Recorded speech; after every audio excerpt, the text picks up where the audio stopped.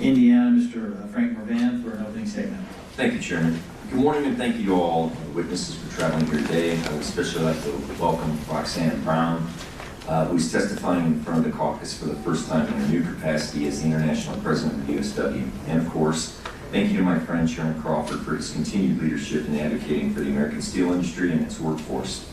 Every year, this hearing yields important discussion about how Congress can engage to address the ongoing challenges of the domestic steel industry.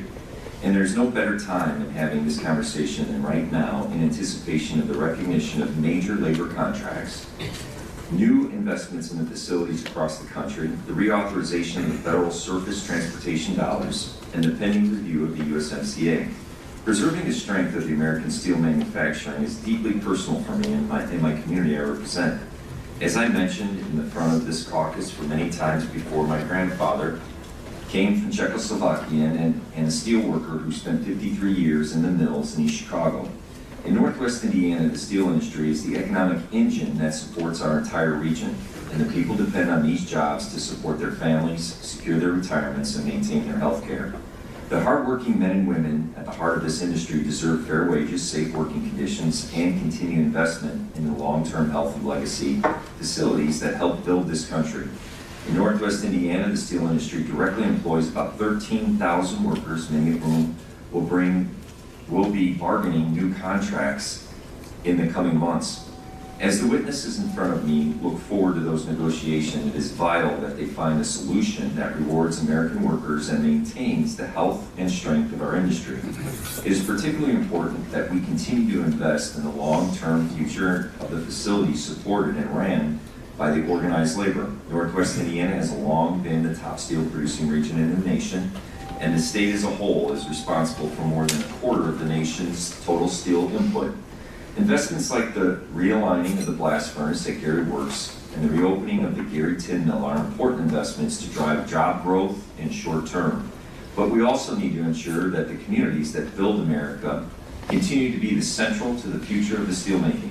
That means finding ways to keep legacy facilities economically competitive in the long term and working toward more sustainable steel production across the board.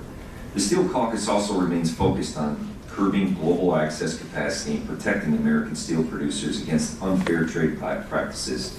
Over the last month, Mr. Crawford and I have weighed in on the threat of Chinese autos to American steelmakers and opposed any proposal lowering barriers to access for Chinese automakers into the American markets.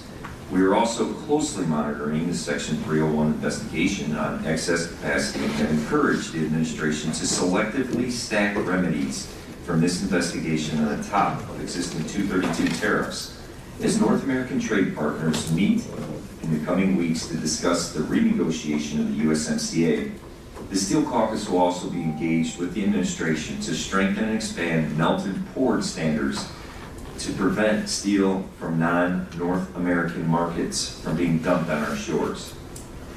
From the mines to the mills to the downstream producers, the steel industry is a driver of our nation's economy, energy and security, and national defense. I look forward to today's discussion to learn more about how we can be advocates for the continued health and strength of the American steelworkers and its workforce. Thank you again, and I yield back. I thank the gentleman, and also just on a personal note, I want to thank you for your steadfast partnership and your commitment